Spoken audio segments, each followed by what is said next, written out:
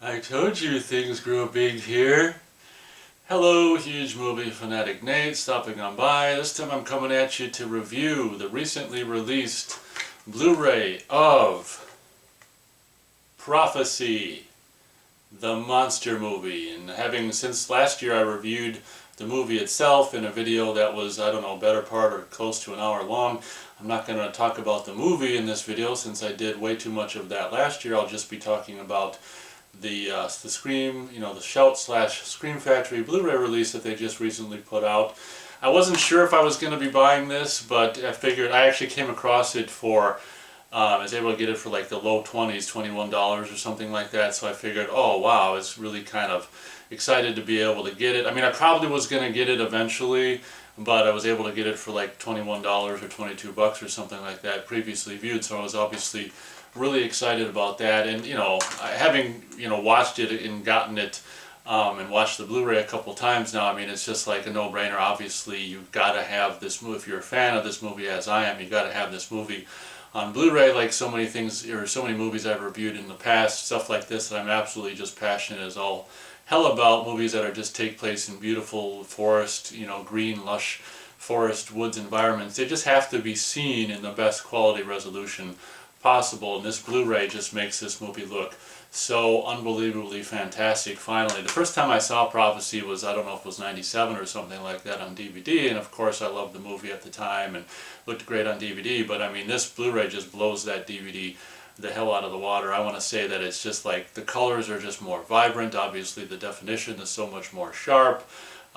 It's really a treat to, I mean, I love this movie as it is, and I love this movie even more now on Blu-ray. It's really a treat to experience this movie with this kind of, enhanced visual, image quality compared to what I've been used to in the last, 10 years plus.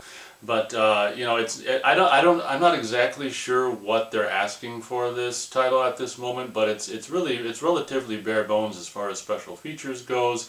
You just have new interviews with actors Talia Shire and Robert Foxworth. You've got writer David Seltzer.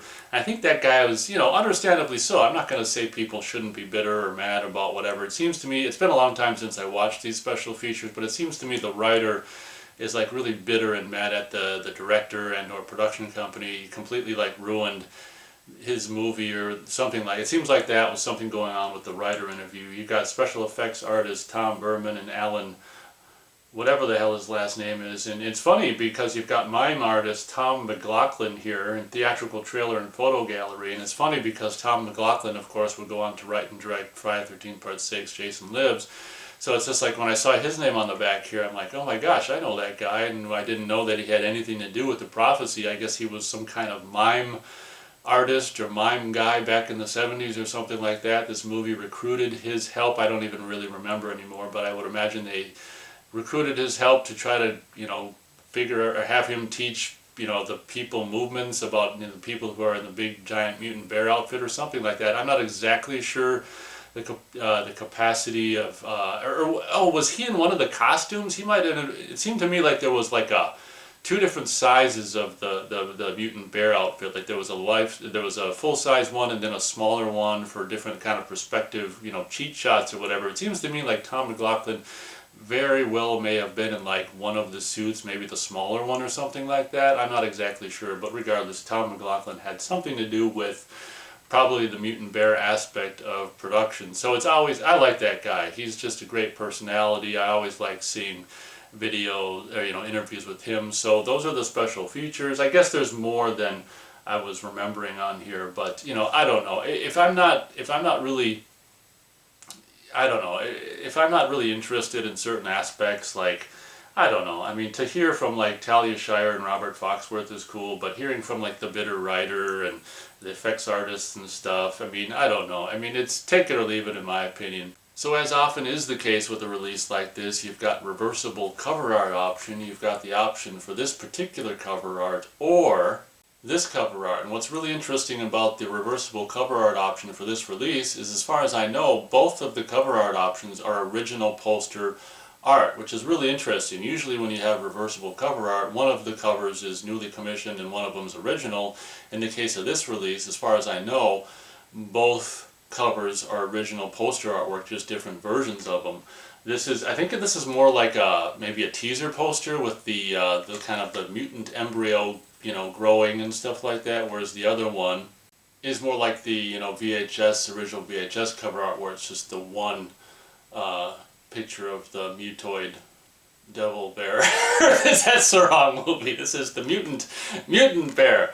But we've got she lives, don't move, don't breathe, there's nowhere to run, she will find you. Whereas on the other cover art option you've got, it was created by man, it will grow to be 15 feet tall. This was this was the lines in the trailer, in the teaser trailer or something. Its teeth and talons will be razor sharp, its flesh twisted and warped.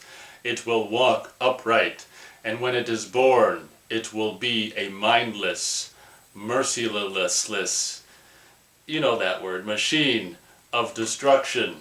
So it's kind of like the teaser, poster, I think. This one here, and it also, that dialogue I think was said in the teaser poster or the teaser trailer, or just the normal trailer, whatever. So it was kind of goofy to me that I was didn't know if I was going to buy this title. I mean, obviously you got to buy Prophecy on DVD or Blu-ray rather, and I'm glad I did, and I'm especially glad that I came across it for low 20s, $21, $22. As I said, I don't know what it's currently going for now, but if you're a fan of this movie, I would highly suggest getting it. It's better off to get, pay the price, the lower price for it now, rather than waiting until after it's out of print and having to even pay more. If you're a fan of this movie, I'd highly recommend the Blu-ray. Special features, they don't blow my ass off. I mean, I don't know, as the years go on, either special features are just meaning less and less to me, or they're becoming not as good. Might be a combination of the two.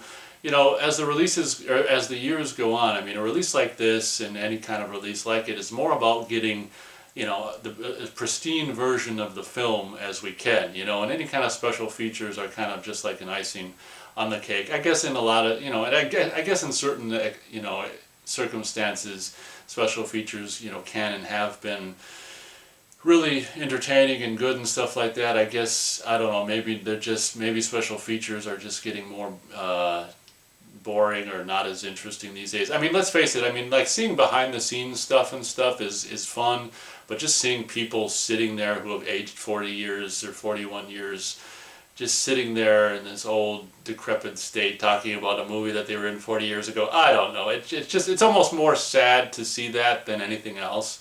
It'd be more interesting to see interviews with them from the time on the set, on the movie at the time, that kind of stuff. I'm not too sure seeing them 40 years later, talking about the movie 40 years later and saying, oh, I can't remember, I can't remember, I don't know, it's been so long ago or whatever. I'm not too sure that kind of stuff is actually, I think there's something just sad about seeing these people that were just, young and vibrant and energetic in the movie 40 years ago, and now it's like they're at the end of their life. I don't know. I think that's a big part of why, interviews, if enough time has gone by between the movie's release and, the Blu-ray release, it's just almost just depressing. But anyway, kind of went off on a tirade there. Thank you very much for watching my Prophecy, Scream/Shout Factory Blu-ray review.